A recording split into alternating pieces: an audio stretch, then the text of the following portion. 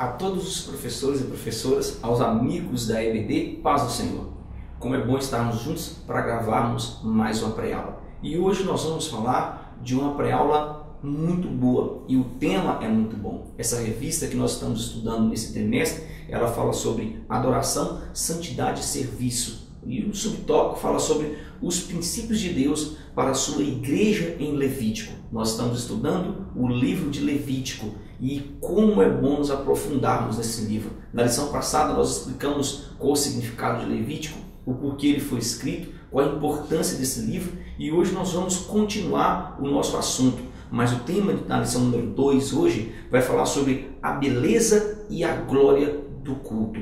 Hoje nós vamos estudar a importância desse livro e principalmente uma maneira de como cultuarmos a Deus e darmos a devida reverência que Ele merece. A todos que nos seguem pelo canal, a todos que compartilham a nossa lição, a todos que deixam like, a todos que têm nos ajudado a desempenhar esse trabalho no Brasil e fora do Brasil, eu quero deixar aqui os meus sinceros agradecimentos e dizer que somente o Senhor é capaz de retribuir tudo que vocês têm feito em nosso favor. Nós somos da EBP, Escola Bíblica de Professores em Foco, aqui da ADTO, Assembleia de Deus, Ministério de Teoflotone, Minas Gerais. Eu quero mandar um grande abraço aos irmãos em Cristo, aqueles que têm nos dado a honra de estar conosco até o momento, que têm se inscrito em nosso canal, se inscreve no nosso canal. É importante você estar seguindo o nosso canal e se inscrever no nosso canal, porque assim que nós postamos a lição, chega de imediato no seu celular ou onde você se inscreveu no seu computador. A você que tem interesse de participar conosco, todas as terças 21h30 nós estamos discutindo com a bancada aqui mesmo, no nosso estúdio na Assembleia de Deus. Nós vamos discutir esse tema e aí você pode enviar sua pergunta porque é uma live e em todo momento nossos professores estão interligados aqui ao vivo com vocês para debater o tema da lição número 2, toda terça 21h30. Hoje nós vamos gravar essa pré-aula e deixar no canal do YouTube. E se você quer acessar a nossa página para estar conosco na live, é a Assembleia de Deus, Ministério de Teoflotone. Toda terça 21h30 nós estamos aqui juntos. Se não for eu, tenho outros professores aqui da nossa igreja. O comentarista dessa lição desse trimestre, terceiro trimestre, é o pastor Cláudio Honor de Andrade. Então é um grande homem de Deus, muito conceituado na Assembleia de Deus e conhece muito sobre teologia, conhece muito sobre Bíblia e tem servido ao Senhor com muita alegria nessa área da EBD. É importante você amar o que você faz. E quando você ama o que você faz, realmente você desempenha com um prazer enorme. A leitura bíblica em classe desse trimestre está em Levítico, mas em específica dessa lição está em Levítico 9, do versículo 15 ao versículo 24. A introdução da nossa lição, ela vai iniciar, nós vamos fazer passo a passo aqui, ela inicia perguntando o que é um culto. Querido, entenda uma coisa, a pergunta da introdução, ela mexe com todo o nosso modo de pensar sobre o que realmente é um culto. O autor chega a dizer que é muito difícil responder o que é o culto. Um culto, ele vai muito além aqui de levantar as mãos, de rodar, de dançar, ou se jogar diante de um público. Um culto vai muito além. Um culto, nessa introdução, deve ser explicado como algo particular que alguém foi a um determinado lugar para oferecer. Você oferece culto a diversos outros deuses. Em diversas outras religiões nós vemos se cultuar deuses. Então isso deve ficar claro, que você vai em determinado lugar, você está em determinado lugar e você oferece um culto particular. Isso é o iniciar de um culto. Então isso nos mostra que um culto não é um lugar de receber. E isso deve ficar específico nessa lição, mas sim de doação por completo a alguém que é digno. Quando você vai cultuar, você cultua alguém que você tem aqui, ó, vai além aqui, ó, sobe. É alguém maior. Isso é um culto. Então você tem que explicar para o seu aluno que você cultua alguém que é digno. Alguém que fez algo nobre, alguém que tem o poder e jamais poderia aqui deixar de lado algo que ele mesmo designou como sagrado diante dele. Nesse caso aqui nós estamos falando do próprio Pai, o nosso Adonai, o Deus Todo-Poderoso. Então ele mesmo designou como sagrado diante dele um culto. É por isso que as outras religiões têm culto, mas o início de um culto parte daqueles que adoram ao Senhor. uma espécie aqui, o culto é uma espécie de senha de como agradar ao Senhor, de como se apresentar diante da sua santidade. Isso aqui é começar a entender o que é um culto, quem realmente é digno de um culto. Será que o seu aluno está prestando culto é digno de um culto? Já fez algo em favor dele? Foi liberto por completo? Pagou aqui um alto preço na cruz do Calvário, o preço de sangue? Isso é começar a entender o que é um culto. As instruções aqui deixadas pelo próprio Deus, por Adonai, elas são específicas de como tudo deveria acontecer no livro de Levítico, de como tudo deveria ocorrer, como os sacerdotes deveriam, os levitas deveriam agir, e o que aconteceria após tudo ser feito como designado por ele. Como tudo iria ocorrer, como tudo deveria ocorrer e o que aconteceria após. É essa entrada que você vai falar sobre o que é um culto. O que acontece após? Nós vamos entender após a explicação ao longo de nós irmos explicando cada tópico, nós vamos entender o que acontece após o culto. Isso é um culto, ok? O tópico de número 1 da nossa revista fala sobre o culto no Antigo Testamento. É interessante esse tópico de número 1, vai falar sobre definição. Então, entenda uma coisa. A palavra culto deriva do latim aqui culto, é só culto, e significa adoração ou homenagem a Deus. Etimologicamente aqui, o termo latino culto envolve a raiz colo ou colere no original, que indica que honrar, cultivar e etc. Classificamente, os reformados ortodoxos definiram religião como recta deum collecti regio. O que significa isso? A maneira correta de honrar a Deus. Isso é um culto, isso é a religião.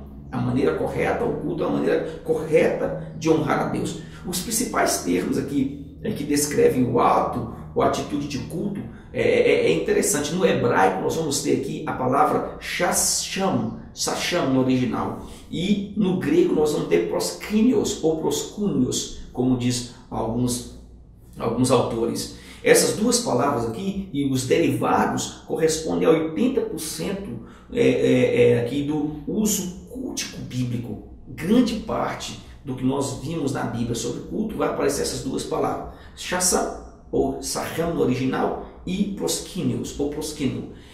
O primeiro vocábulo sacham significa inclinar-se, prostrar-se, como por exemplo, há um texto muito bom, Isaías 66, versículo 22, que diz assim: e acontecerá que desde a lua nova até a outra, e desde um sábado até o outro, virá toda a carne a adorar. No literal aqui era shasam, prostrar-se.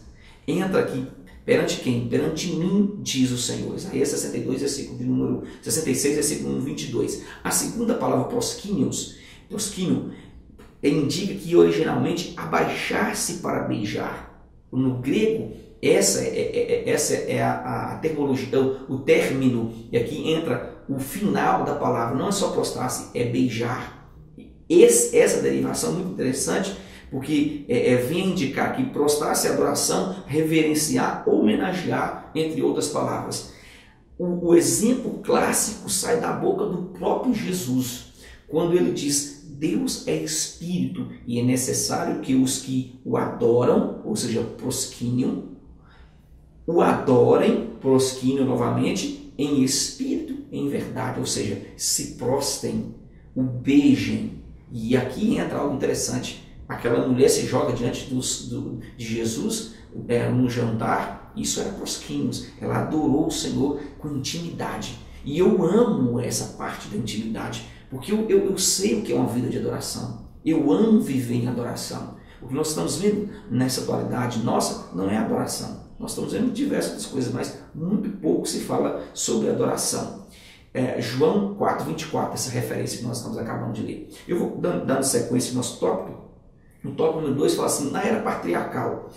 Dentro desse tópico você vai falar que o culto sempre teve suas particularidades e sua importância vem desde o Antigo Testamento até o Novo Testamento, até a nossa atualidade. Observe que os patriarcas aqui, eles cultuavam a Deus de forma diferente dos demais povos que estavam à sua volta. Eles construíam altares, eles consagravam ao Senhor esses altares como forma de agradecimento, eles queimavam o holocausto e ofereciam esse holocausto ao seu Deus, ao Deus Todo-Poderoso. Nós podemos notar que isso em um dos livros mais antigos da Bíblia é tremendamente exposto, corriqueiro esse acontecimento. O livro de Jó, que é um dos livros mais antigos, deveria ser o primeiro livro na cronologia, mas nós temos início Gênesis, então por isso que nós vamos na ordem cronológica. O capítulo 1, versículo número 5, Jó diz o texto: sucedia, pois, que, tendo decorrido o turno de dias de seus banquetes, enviava Jó e os santificava, e os levantava, e se levantava de madrugada e oferecia holocausto segundo o número de todos eles, porque dizia: porventura pecaram meus filhos e blasfemaram de Deus o seu coração. Assim o fazia Jó continuamente. Então isso nos mostra o quanto o culto teve a sua importância e sempre foi uma forma de agradecimento e uma forma de agradar a Deus o Todo-Poderoso. Eu posso oferecer um culto a Deus pelos meus filhos? Sim, é uma forma de agradecimento, é uma forma de adoração. Eu adoro o Senhor pelo que Ele me fez. Eu posso fazer um culto de aniversário? Sim, é uma forma de adorar o Senhor pela passagem de mais um ano, por mais um ano de vida. E isso é adoração. O tópico de número 3, eu vou falar sobre no período de Moisés. Olha que interessante. No período do patriarca Moisés, o próprio Deus é quem vai mudar a liturgia do culto. O próprio Deus é quem vai aqui mudar as estratégias do culto. Ele vai tirar aqui de cena, então vai sair de cena aqui o ritualismo vivenciado por todos que se acostumaram com as repetições, e entra aqui a observância de algo que mudaria a rotina de todo o povo de Deus.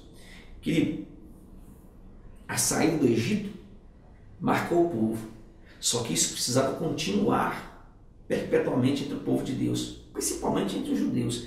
Então, as festas e comemorações de todo o povo judeu seria algo que mudaria todo o modelo e ritualismo exercido pelos sacerdotes. Iria dar uma quebra naquele ritual. Mas aqui isso tem que ficar claro na sua sala de aula, que isso não deixaria aqui de lado a oportunidade deles continuarem honrando ao Senhor em todas essas festas, em todo o tempo, porque eles tinham um tempo que eles iam ao templo, ao tabernáculo, e o tempo que eles adoravam o Senhor nas festas. E essas festas iriam marcar o povo. É interessante que entra em evidência nesse período aqui a festa da Páscoa, que nada mais é que a passagem do povo judeu do Egito para Canaã, como também o dia da expiação, que é praticado até hoje no calendário judaico, entre outras festas, né? A festa das colheitas e muitas outras festas. Mas se destaca essas duas festas nesse tópico número 3. O tópico de número 4, eu queria que você entendesse que você tem que continuar aqui nesse ritmo, porque é algo que seu aluno, às vezes, ele nunca parou para analisar, ele nunca parou para entender sobre um culto. Ele vem para a igreja, cultua, mas não tem um particípio de adoração, e isso é preocupante na nossa atualidade. Nesse tópico número 4, eu queria que você abrisse comigo 1 Crônicas 15, o versículo de número 16, há um texto muito bom para ser lido dentro desse tema. 1 Crônicas 15, o versículo 16. Estou com a Bíblia aberta também aqui no meu PDF, duas versões. O versículo 16, olha o que diz. Diz assim, versículo 16: E disse Davi aos chefes dos levitas que constituíssem de seus irmãos cantores, para que com instrumentos musicais, com alaúdes, com harpas e símbolos, se fizessem ouvir, levantando a voz com alegria. Aqui diz, Davi constituiu dos seus irmãos os cantores para que organizassem instrumentos musicais como harpas, alaúdes, símbolos, e que se fizessem e que se levantassem a voz com júbilo. As duas versões. Olha que interessante dentro desse tópico número 4. Esse texto aqui, ele nos dá uma base para um entendimento de onde surgiu os tocadores, de onde surgiu aqui a alegria, não só a alegria que o povo tinha em estar adorando ao Senhor, sim, mas a alegria de louvarem acompanhado de harpa, de alaúdes e de mais outros instrumentos que haviam naquele período. A alegria que de agora em diante, aqui, todas as celebrações desse período iriam ter, que são os instrumentos. Os instrumentos alegram o culto, mas eles têm que ter uma base, porque senão se tornam incômodo a quem está ouvindo. E isso, quem está me ouvindo aqui, eu creio que na sua sala vai ter muitas pessoas que tocam. E é o momento de você dar uma checada neles, querido. Porque tem pessoas que não têm aqui um senso do ridículo do que é o acompanhamento de um culto, do que é o acompanhamento de uma voz. Quem se destaca é a voz. O instrumento é apenas o que nós chamamos de cama, cozinha, fica atrás, não fica na frente. Não é para o estrelismo. E nem tampouco quem está no microfone. O microfone está à frente, quem está atrás do microfone não é importante, quem está atrás de quem está cantando também não é importante, mas quem envolve todo o culto é que é importante, que é o Senhor. E Ele deve ser adorado. O resto sai de cena, ok? Você deve explicar isso. Então, esse texto é a base para nós entendermos de onde iniciou os tocadores e a alegria que de agora em diante iria envolver as celebrações desse período. A começar aqui pela conquista da Arca da Aliança, que havia sido levada e há muito tempo tinha sido esquecido na casa de Abinadab. Logo depois nós teremos o filho de Davi, Salomão, incrementando o culto e levantando e levando o culto aqui a uma beleza ainda mais exuberante, nos mostrando o que vem logo após Adonai receber a adoração, a verdadeira adoração do seu povo. E aqui eu queria que você me entendesse. Eu vou abrir com você 2 Crônicas, o capítulo 5, o versículo de número 13 e 14. Aqui já respondendo aquela pergunta do início, 5, versículo 13 e 14. Olha que interessante, diz assim: E quando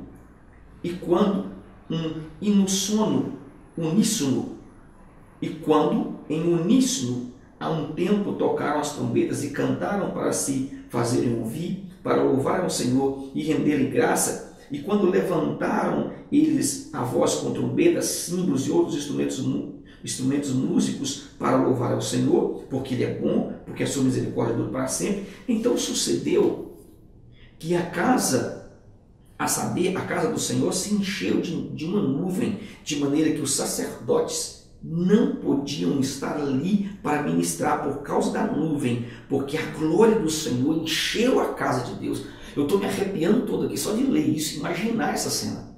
Então a adoração deve acontecer, querido, da maneira que as pessoas não consigam ficar inertes a ela. O que nós estamos vendo hoje são shows, e shows não tocam o coração de Deus.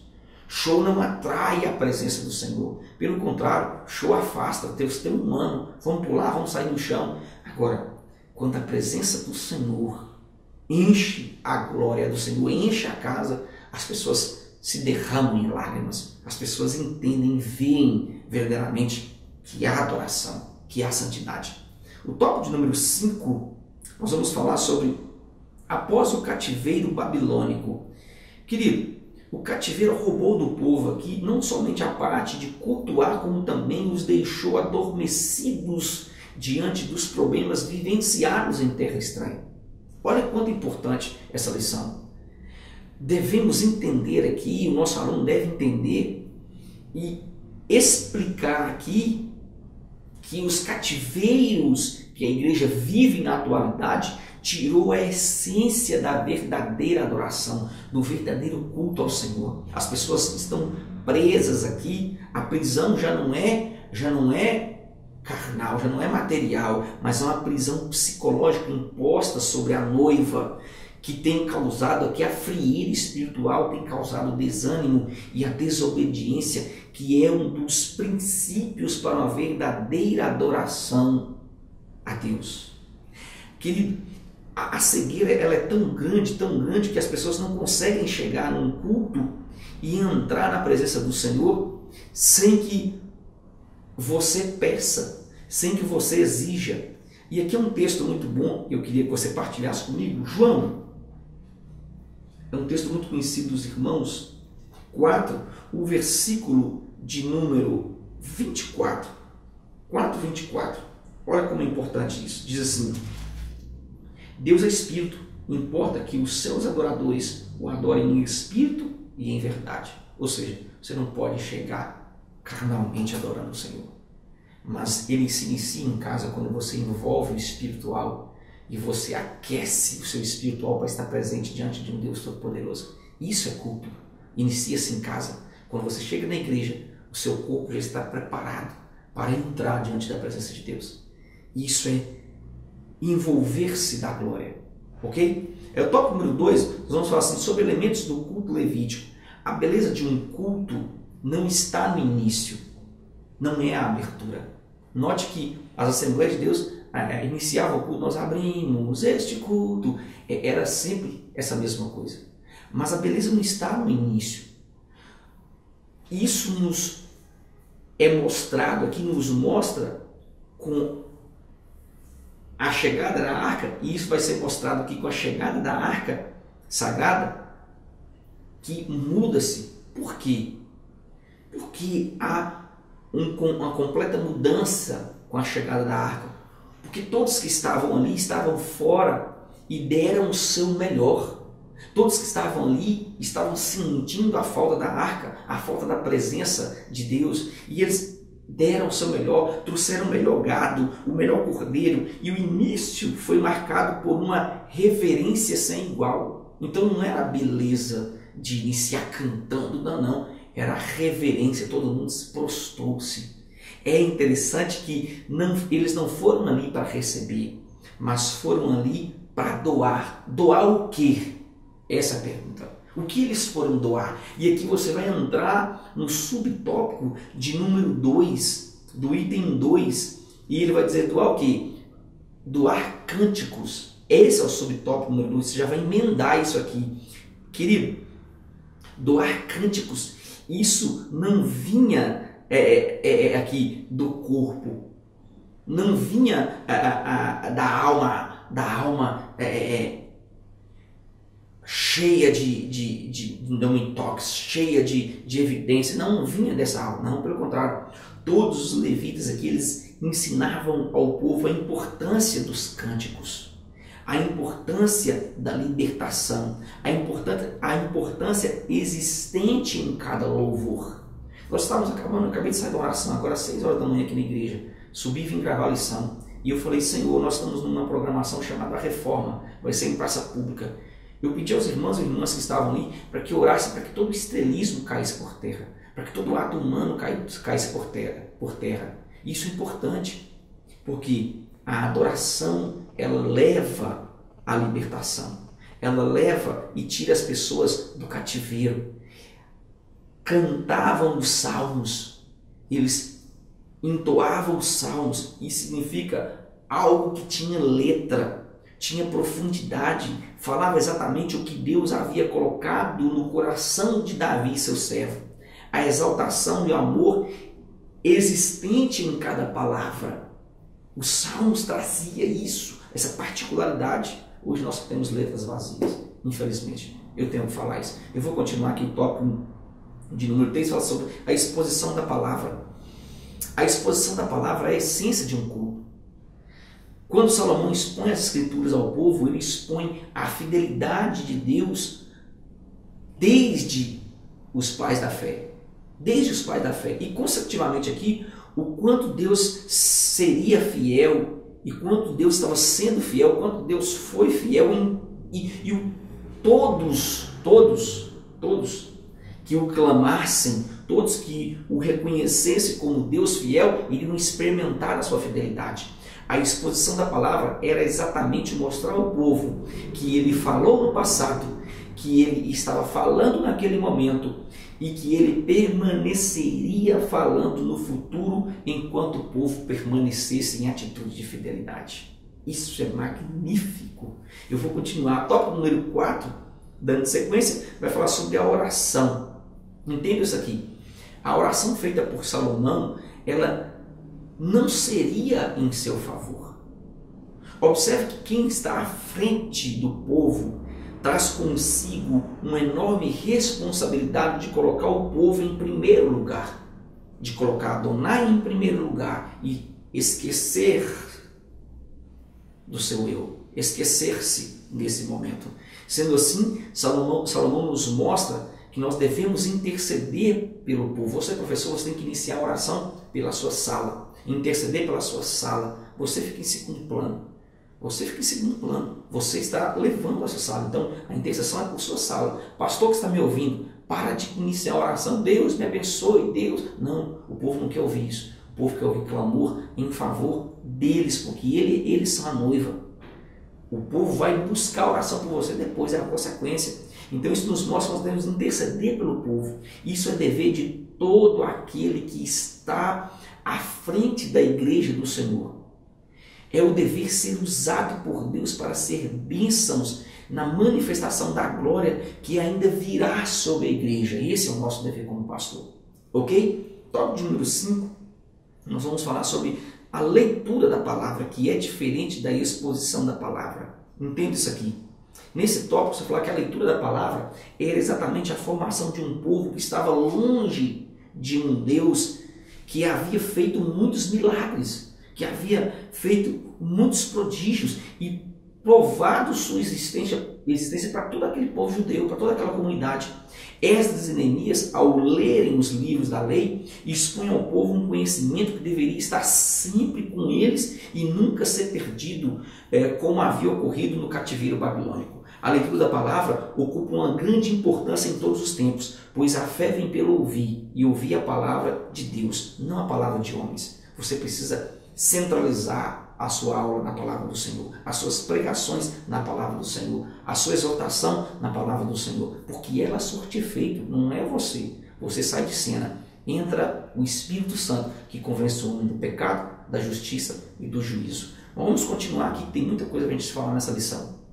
Dando continuidade aqui à nossa lição, vamos falar no tópico número 6. E no tópico número 6, nós vamos falar sobre bênção naquele período. Como ficou grande essa lição? Eu achei que eu deveria ter resumido os tópicos como leitura da palavra e exposição da palavra, explicar tudo dentro do mesmo texto. Mas o Cláudio de Andrade tem essa particularidade dele aqui, em todas as revistas, de criar tópicos grandes, e nós temos pouco tempo para falar sobre esse tema dentro da sala de aula. A bênção apostólica na nossa atualidade é e sempre será importante e parte de um culto. Entenda isso. Ela significa uma bênção espiritual sobre alguém, que no caso aqui é o povo que foi comprado nesse tempo, nosso tempo, pelo sangue de Cristo. Naquele período ali, naquele período que nós estamos estudando aqui no período levítico, o povo que tinha saído do Egito. Então a bênção apostólica era para abençoar esse povo. A atualidade tem tentado nos tirar isso da igreja, tentar nos tirar esse significado maravilhoso que é a bênção apostólica. Querido, quantos irmãos não se importam mais com a bênção apostólica e perde a cereja do bolo quando se fala em bênçãos no reino espiritual? A maior bênção que há num culto não é a entrega de profecia, não, é você ficar num culto até o final e o pastor te abençoar para que você tenha uma semana abençoada.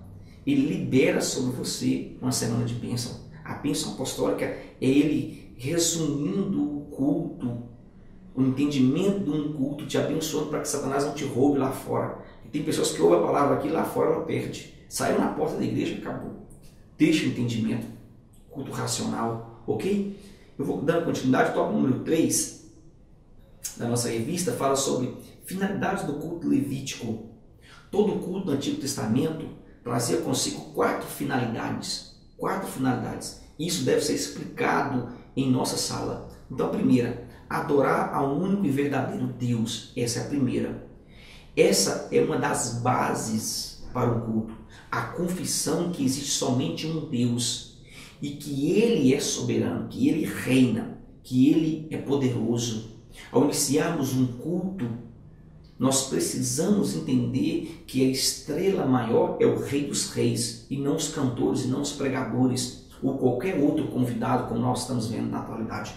Todo o teor de idolatria era afastado de imediato do culto quando isso acontecia naquele período levítico. Então, hoje, no nosso culto deve ser feita a mesma coisa. E eu faço isso quando estou ministrando.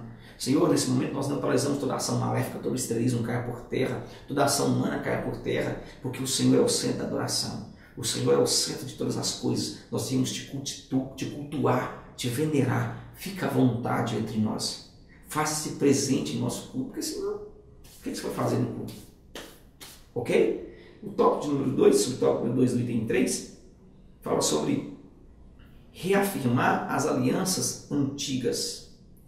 A afirmação das alianças feitas no passado com os pais da fé, como Abraão, Isaac, Jacó e Davi, mostrava ao povo, aqui eu já falei sobre isso, e a todas as gerações, que Deus tinha um homem por cabeça em todos os períodos.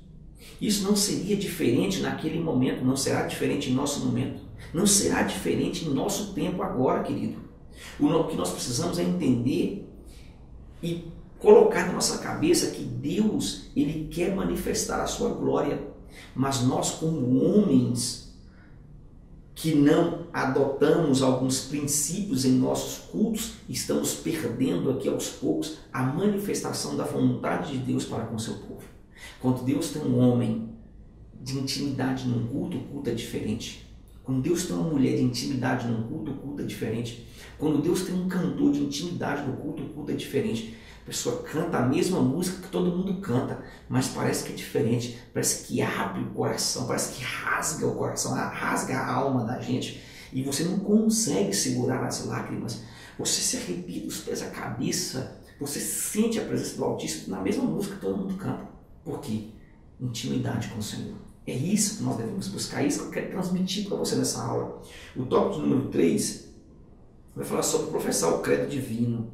Olha que interessante. A doutrina divina na antiga Israel era algo pertinente ao culto. O Shema Israel aqui, Shema Israel, era e é e continua sendo a manifestação confessada em público, ou seja, confessa em público que existe somente um Deus. Isso afastaria de todo o povo a idolatria, né? Afastaria do povo a adoração ao próprio homem naquele período. E aqui entra, era a confirmação que eles eram um povo exclusivo, As incertezas, e é interessante aqui, as incertezas seriam afastadas e criariam neles aqui um ânimo em saber que o poder emana somente de Adonai. O poder vem somente de Deus, ok? Entenda isso. É muito importante você entender isso. O tópico de número 4 fala sobre aguardar o Messias. Infelizmente, parte do povo que estava em todas as celebrações dos cultos, toda aquela reverência, aquele cerimonial, eles não viveram, não praticaram o que deveria ser pertinente a todos quantos aqui conhecia o cerimonial, que se envolvia no culto. Isso porque todo culto era exatamente aqui o anúncio que Yeshua HaMashiach viria para libertar o seu povo. E isso é interessante demais, querido. O povo estava naquele cerimonial e tudo aquilo apontava para o Messias. Tudo aquilo já falava sobre um libertador, mas isso não aconteceu com grande parte do povo conhecedor de todo o cerimonial, pois se apegaram ao sistema, esqueceram dessa promessa. Em nossos dias, que nós estamos vivendo a mesma degradação moral e ética, e principalmente nós estamos vivendo aqui, eu vou aprofundar, você vai até estranhar o que eu vou falar aqui, nós estamos vivendo uma esquizofrenia de um culto a Deus. Uma esquizofrenia, isso, pastor Elias, isso mesmo, pesquisa o que significa esquizofrenia, que você vai entender. Nós estamos vendo uma esquizofrenia nos cultos. Nós temos muitos que se dizem adoradores, mas que na realidade não vivem, não pregam a volta de Cristo. Não praticam aqui um culto racional que é dever de todo servo do Senhor. Romanos 12, versículo 1, nós devemos nos ater essa palavra. E é muito interessante quando Paulo diz que nós devemos ter um culto racional. O que é um culto racional, pastor? É um culto com entendimento, querido. As pessoas não praticam mais um culto com entendimento. As pessoas não têm um tempo para o Senhor. Aí você vê tantos homens que eram bênçãos se desviarem, porque eu não gostei disso no culto. Querido, aonde você mora no culto? Aonde você está no culto?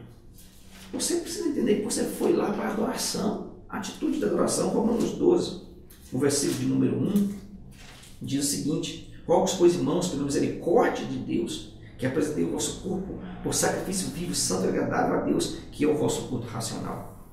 Racional vem da palavra dele aqui, lógicos. Nessa palavra não é fácil ver a ideia aqui de lógica ou raciocínio.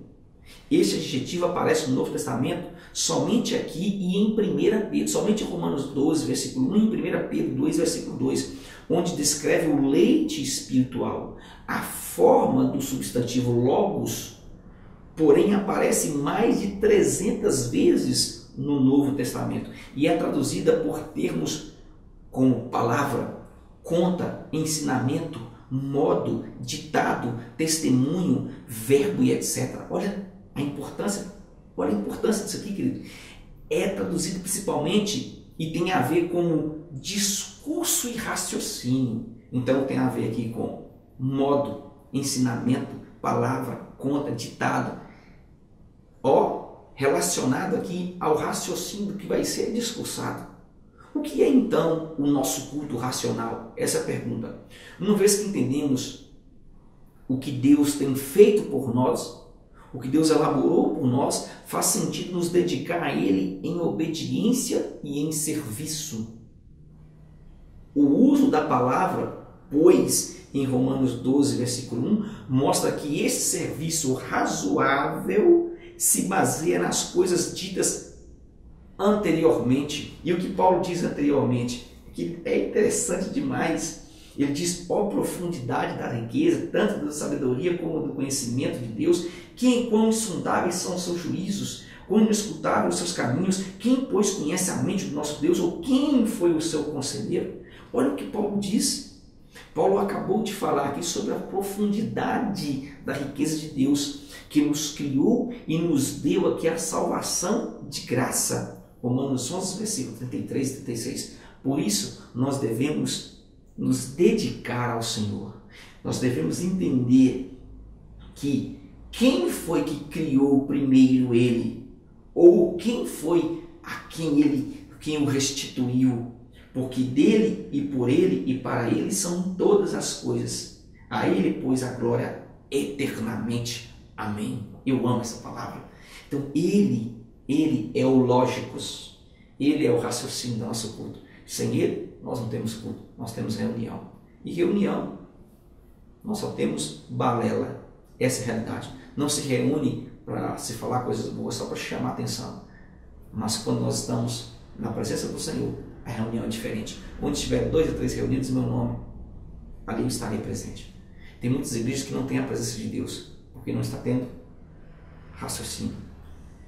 Virou-se boate, virou o que nós chamamos aqui de animação, show gospel e diversas outras coisas que nunca foi um culto. Eu espero você na próxima pré-aula e sei que essa aula vai servir muito para o nosso tempo. E Shalom e que Deus te abençoe.